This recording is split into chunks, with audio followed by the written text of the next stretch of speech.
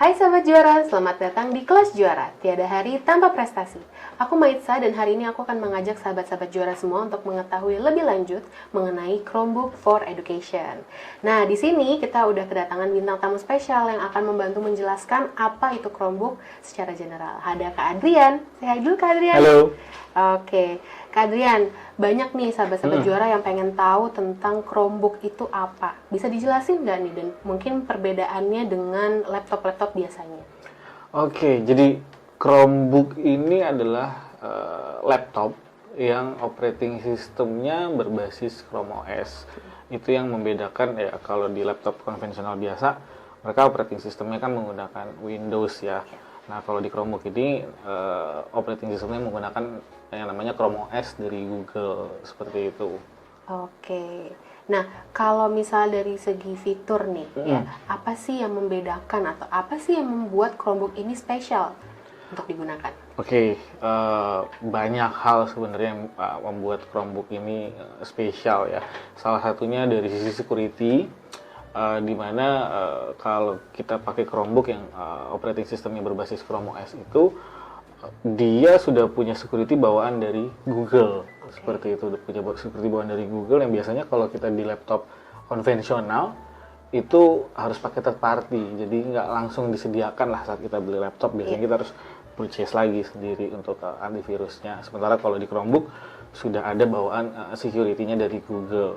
Itu salah satunya. Lalu yang kedua, dia ini desktopless, dia tidak bisa diinstal aplikasi yang berbentuknya execute atau exe ya.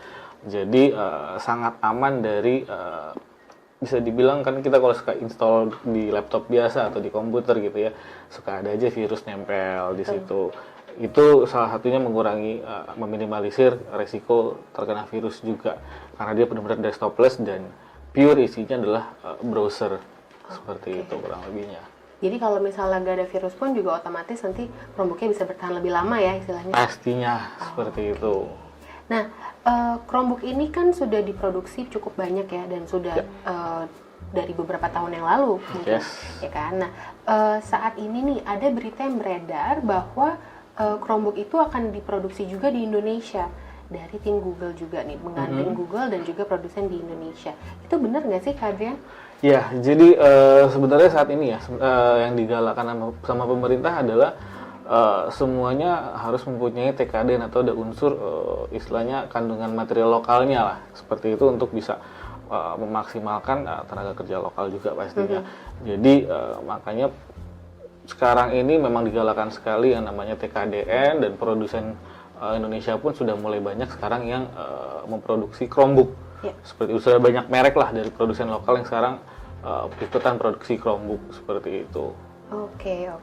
Nah, kira-kira nih ada nggak sih bedanya Chromebook yang diproduksi dari Indonesia sama Chromebook yang sudah berada dari pemain teknologi besar juga gitu? Kira-kira bedanya apa? Ada nggak? Oke, sebenarnya hampir nggak ada bedanya, sama ya, karena semuanya menggunakan platform yang sama, operating systemnya juga basisnya sama dari Chrome OS. Dan satu hal yang juga nih tadi juga tambahkan sedikit, bahwa Chromebook ini harus juga verified dari Google soalnya. Jadi memang nggak semua pabrikan gitu ya bisa serta-merta langsung ayo produksi Chromebook, tapi mereka juga harus ngajuin diri dulu ke Google, karena di dalam setiap Chromebook ini memang juga ada chipset khusus yang disiapkan oleh Google.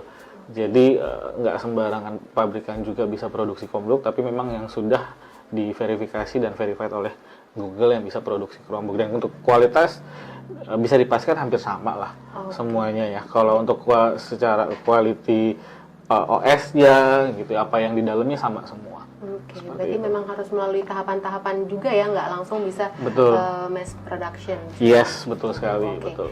Nah, di sini kan sahabat juara mungkin dia cukup awam ya dengan penggunaan Chromebook, dan kira-kira nih aplikasi yang biasanya mereka gunakan di laptop sebelumnya gitu, kayak misalnya aplikasi dari Office gitu, bisa nggak sih digunakan di Chromebook?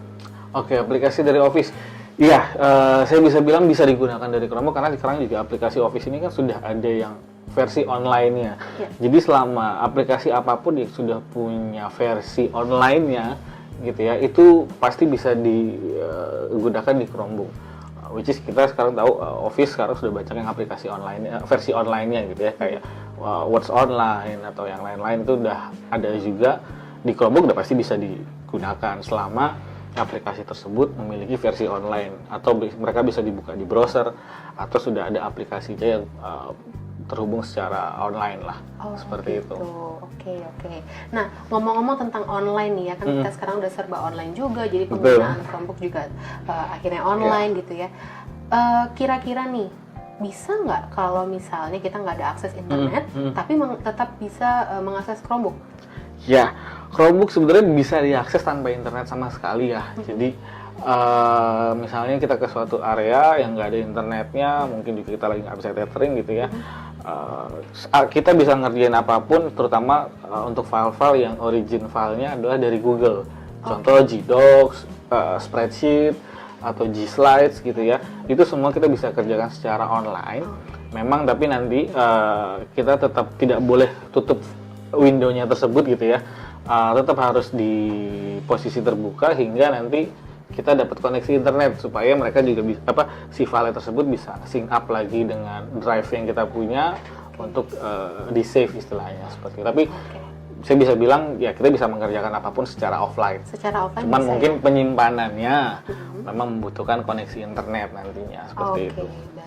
Jadi memang untuk di daerah manapun misalnya nih yang belum ada koneksi internet saat itu juga, atau misalnya kita kehilangan koneksi internet, masih tetap bisa mengerjakan tugasnya. Betul selama sekali. itu juga dengan bawaan dari Google-nya ya. Betul sekali. Docs dan lain sebagainya. Oke. Betul sekali. Menarik banget. Nah, kan di beritanya pun juga ada Chromebook yang tipenya untuk sekolah dan juga yang digunakan untuk sehari-hari orang kantoran gitu ya misalnya. Nah, Chromebook untuk sekolah nih ya, yang mungkin sahabat juara juga ada beberapa yang menggunakan saat ini gitu. Cocok nggak nih kira-kira dipakai sama orang kantoran? Oke, Chromebook untuk sekolah digunakan oleh orang kantoran. Sebenarnya yang membedakan adalah dari sisi prosesor ya, balik lagi ya.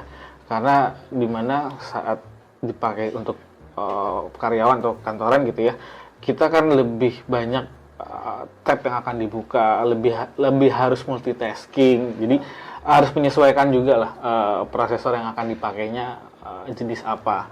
Karena memang untuk edukasi atau untuk sekolahan sendiri sudah ada spesifikasi tertentu yang memang itu diproduksi ditujukan untuk belajar atau untuk pembelajaran atau untuk sekolah seperti itu. Dan ada juga lagi yang tipe lain yang memang diproduksi memang khusus untuk kantoran lah atau pegawai lah, karena dari si spesifikasinya berbeda. Jadi yang membedakan hanya spesifikasinya aja sih.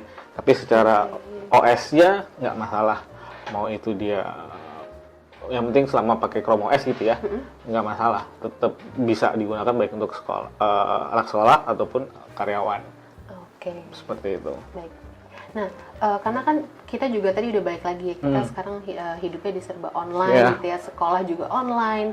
Nah, ketika kita mempunyai Chromebook dan menggunakan Chromebook untuk pembelajaran, misal nih ada kasus di mana Chromebooknya hilang gitu ya, atau mungkin dia tiba-tiba tidak bisa digunakan. Nah, apakah data yang di dalam Chromebook itu juga hilang atau dia tetap aman, tetap tersimpan? Gimana nih keadaan? Oke.